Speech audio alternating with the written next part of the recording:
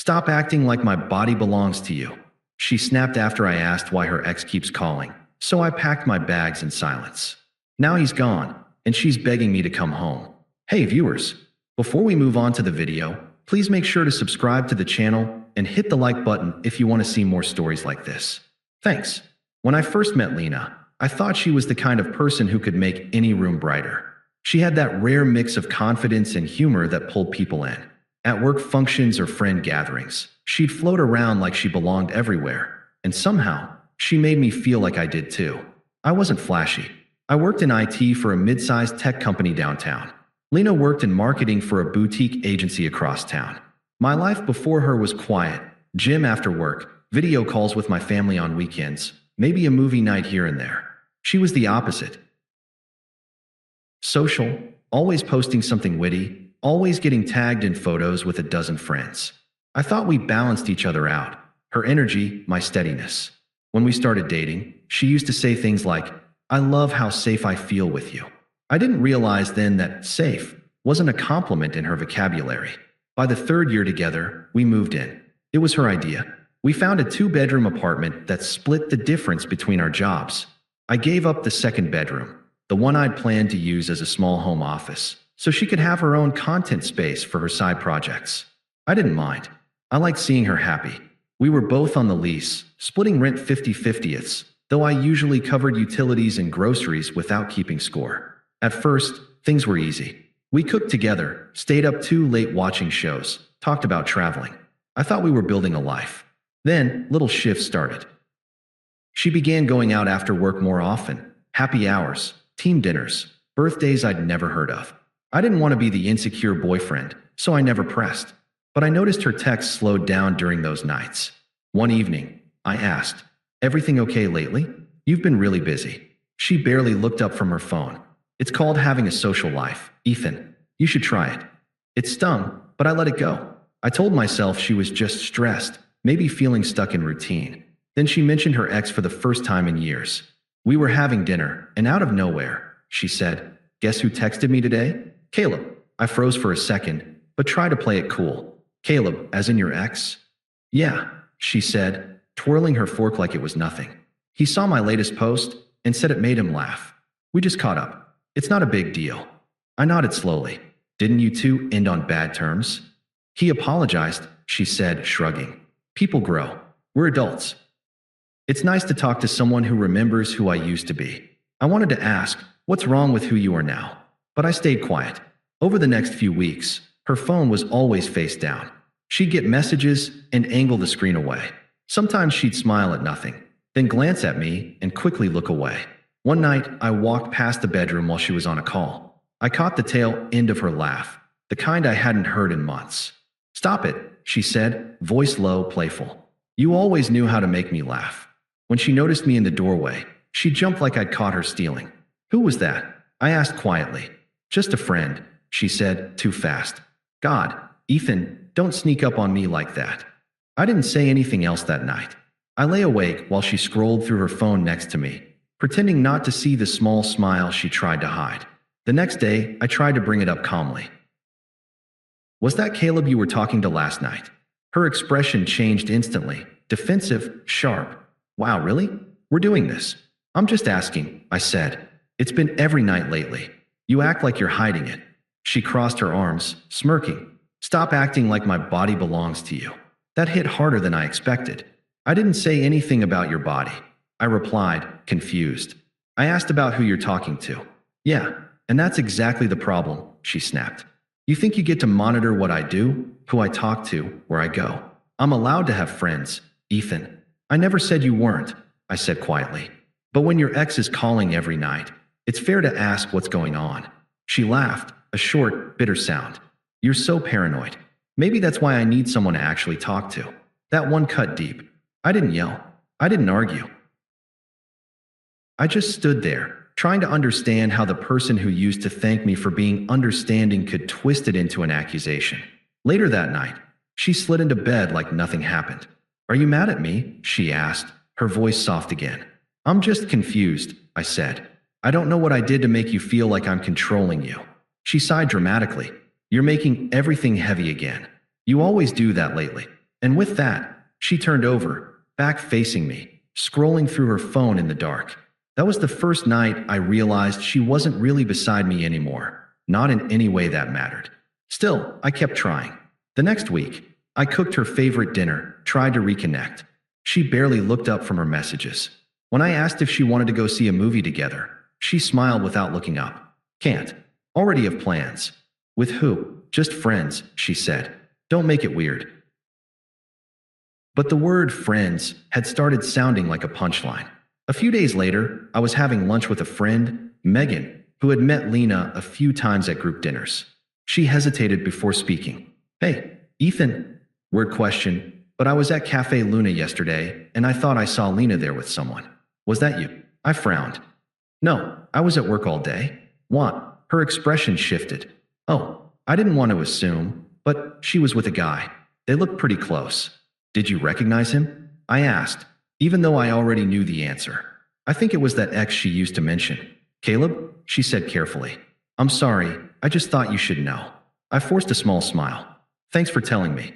For the rest of the afternoon, I barely heard a word anyone said. I went home early, trying to calm myself before she got there. When Lena finally walked in around 8, she acted like everything was normal. She tossed her purse on the counter, humming as she opened the fridge. How was work? She asked. I didn't answer right away. You were at Cafe Luna yesterday? She froze for half a second, just long enough to confirm it. Then turned around, feigning confusion.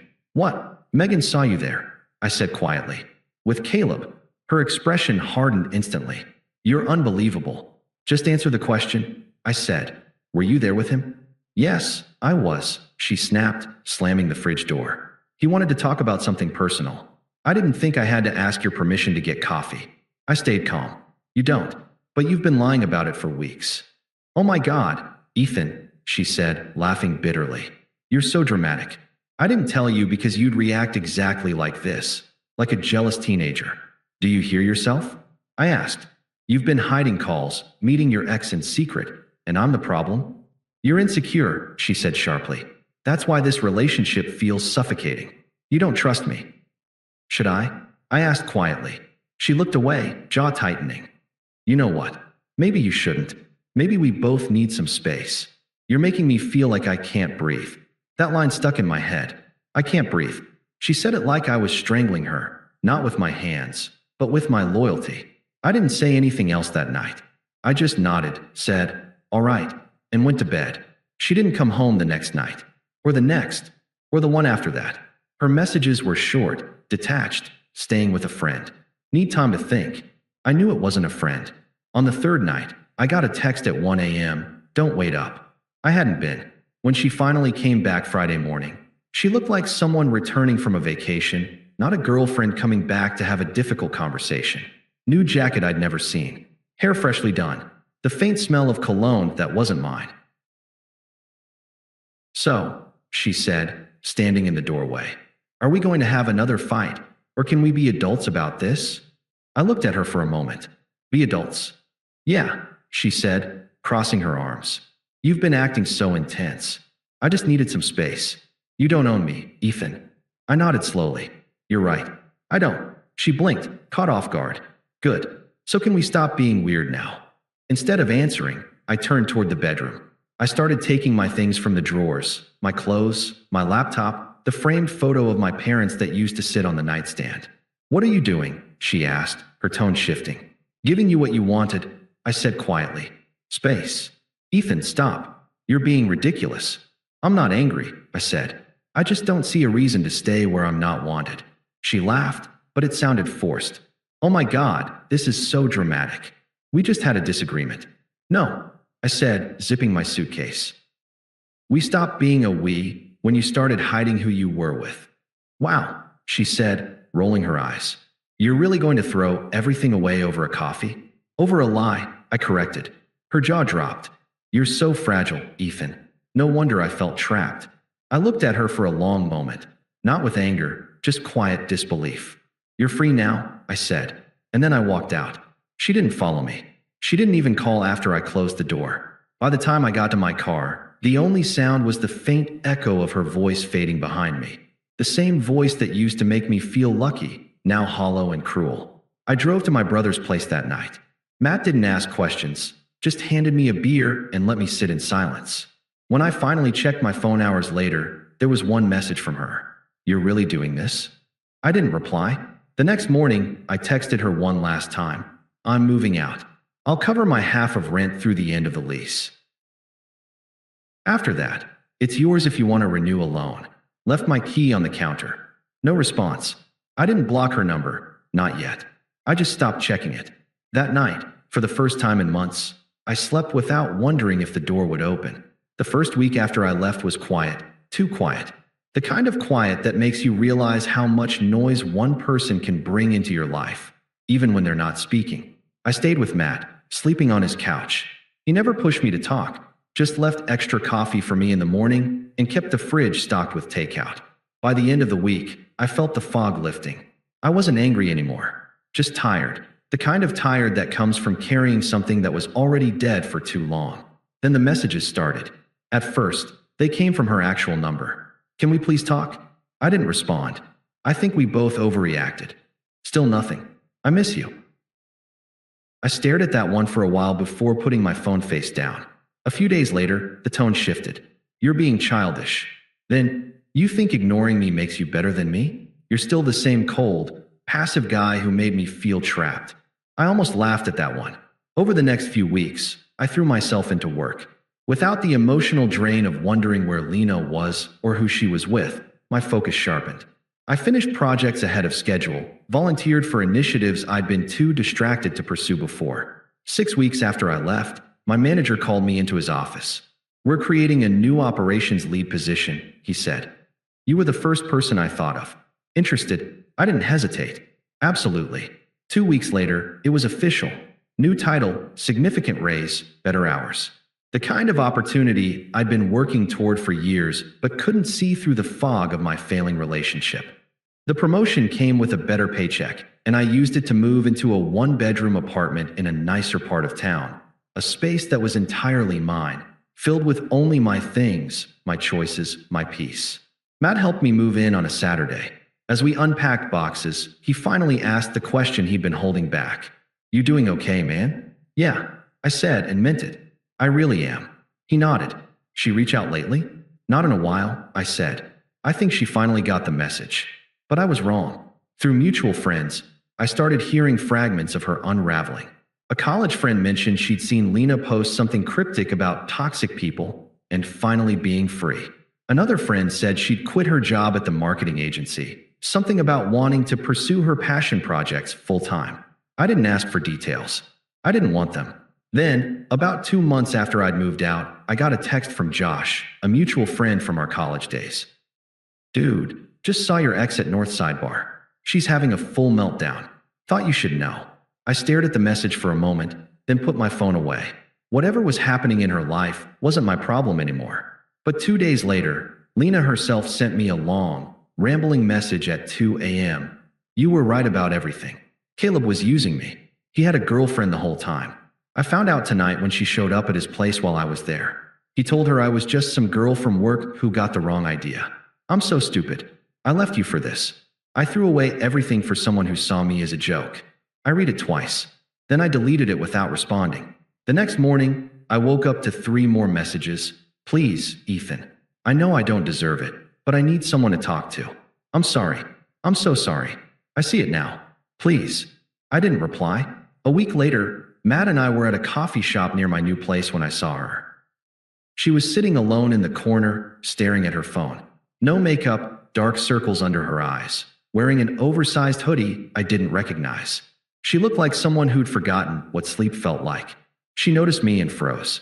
For a second, I thought she might look away, but instead, she gave a small, almost embarrassed smile and stood up. "Hey," she said softly as she approached. "Hey," I replied, polite but distant. "How have you been?" she asked, voice thin. "Good," I said simply. Her eyes flicked to Matt, then back to me. Can we talk? Just for a minute." Matt caught my eye. I gave him a small nod. "I'll grab us more coffee," he said, walking away to give us space. Lena sat down across from me, wrapping her hands around her cold cup. "I'm not doing great," she said quietly. "Things have been really rough." I didn't respond. I didn't know her comfort. She looked at me for a long moment, like she wanted to say something more, but couldn't find the words. Caleb, he wasn't who I thought he was. He used me, made me think we were building something real, and then his girlfriend showed up, and her voice cracked. It doesn't matter. I just wanted to say I'm sorry. For everything. Okay, I said. She blinked, surprised by how flat my response was. That's it. Just okay? What do you want me to say? I asked calmly. I don't know, she whispered. Maybe that you understand, that you forgive me. I looked at her, really looked at her, and saw someone I used to know, someone I used to care about. But the person sitting across from me now felt like a stranger wearing a familiar face. I do forgive you, I said quietly. But that doesn't mean I want you back in my life. Her eyes filled with tears. I thought we had something real. We did, I said, until you decided it wasn't enough. She wiped her eyes quickly. I made a mistake. A huge one. But people make mistakes, Ethan. And people face consequences, I said. Matt returned with the coffees, and I stood up. I hope things get better for you, I said, and I meant it. But I'm not the person who can help you anymore.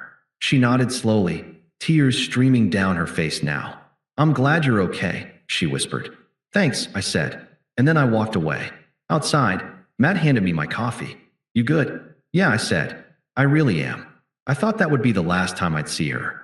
But 3 weeks later, I was at the grocery store when I saw her in the checkout line ahead of me. She was buying instant ramen, energy drinks, and a loaf of bread, the diet of someone barely scraping by. She saw me and froze. Ethan, she said quietly. Hey, I replied, keeping my tone neutral. I've been meaning to reach out, she said, shifting her weight nervously. Things have been really hard. I lost my apartment. Caleb and I. She stopped herself. Never mind. That's not your problem. I nodded. I'm sorry to hear that. Are you? She asked, searching my face. I am, I said honestly. But it doesn't change anything. Her eyes filled with tears again. I know I don't deserve your help, but I'm desperate. Is your company hiring? I just need a reference. Or maybe you could put in a word. I don't think that would be appropriate, I said gently but firmly. She bit her lip, nodding quickly. Right, of course. That was stupid of me to ask. Good luck, Lena, I said. I paid for my groceries and left while she was still standing there, staring at the ramen in her hands. A month later, I was leaving my apartment building after work when I saw her sitting on the bench outside. She stood up when she saw me, looking even thinner than before, her clothes hanging loosely. Ethan, she said, her voice breaking. Please don't walk away. I just want to explain. There's nothing to explain, I said calmly. Yes, there is, she said, stepping forward. After Caleb dumped me, after his actual girlfriend kicked me out, I had nowhere to go. I'd already given up my apartment to move in with him full time. I thought we were building something real. Like we were building? I asked calmly. She flinched. That's different. How? She had no answer. I thought I wanted freedom, she continued, her voice shaking. I thought I could handle life without anyone holding me accountable. But I was wrong, okay? He used me. He lied to me. And when he got bored, he dumped me like I was nothing. I don't have anyone left. I nodded slowly. That's rough. She winced at the coldness in my tone. You really don't care at all? You made your choices, I said. And I made mine. You wanted space. Now you have it. Tears streamed down her face. You don't miss me at all. I looked her in the eye and said, no, I miss who I thought you were. But that person doesn't exist. Her lips trembled. I could be that person again, Ethan. I just need another chance. Please. I'm barely surviving. My parents won't help me anymore. I have no one. You've already had more chances than I should have given, I said. You didn't want love, you wanted control. And when you lost it, you called it freedom. She shook her head in disbelief. So that's it. After everything we had, we didn't have anything, I said quietly. You just had me, and you threw that away. She stared at me for a long time, her face crumpling. Finally, she whispered, I hate you. Maybe, I said, turning toward the building entrance. But at least now, you finally feel something real. I walked away while she stood there, still rooted to the spot. She didn't follow. She didn't call after me. She just let me go, the way I'd been letting go for months. A few weeks later, Josh texted me. Heard Lena moved back in with her parents. Apparently, she's working on herself. Thought you'd want to know. I read the message and felt nothing. No satisfaction, no vindication, just a distant acknowledgement that her story had continued without me in it. Thanks for letting me know, I replied. Hope she figures it out. And I meant it. By the time spring rolled around, I was hiking again on weekends, volunteering at a local community center, and finally building a life that wasn't about fixing someone else's damage. I'd started seeing someone new, a woman named Claire who worked in accounting at a company 2 floors below mine. We'd met at a coffee shop, started talking about books, and somehow ended up talking for 3 hours. She was kind, honest, direct. When she said she'd call, she called. When she made plans, she showed up. When I asked about her day, she told me the truth. It was shockingly simple, and I realized that's all I'd ever wanted. One Saturday afternoon, Claire and I were hiking a trail outside the city when she asked, "You ever think about your ex?" Sometimes, I admitted. But not the way I used to. What changed, she asked. I thought about it for a moment. I stopped seeing her as someone I lost. I started seeing her as someone I escaped. Claire smiled. Good. You deserve better than someone who made you feel small. I know, I said. And I did. That night, as we sat on my couch watching a movie, my phone buzzed. An unknown number. I opened it out of curiosity. I saw on Instagram that you're seeing someone. She looks really nice. I'm happy for you. I mean it. I know I don't have the right to say this, but I hope you're happy. You deserve it. I'm sorry for everything. I really am. I read it once. Then I deleted it. Claire glanced over. Everything okay? Yeah, I said, putting my phone away. Just someone from the past. Want to talk about it? No, I said, smiling. I'm good. And I was. Because somewhere along the way, I'd stopped waiting for closure from someone who could never give it. I'd stopped needing an apology from someone who would never truly understand what they'd done. I'd stopped carrying the weight of someone else's choices. Lena once told me I made her feel trapped. Funny thing is, I was the one in a cage the whole time. And the day I stopped fighting for her was the day I walked out free. Now, sitting next to someone who actually wanted to be there, I realized something simple. Freedom isn't loud. It's not dramatic. It's not revenge or karma or watching someone fall apart. Freedom is quiet. It's waking up without dread. It's building a life with people who choose you back. It's realizing that the person who left you wasn't a loss. They were a lesson. And the real victory isn't them coming back. It's you not caring if they do. Thanks for watching. Make sure to subscribe to the channel and hit the like button. What do you think about this story? Share it in the comments.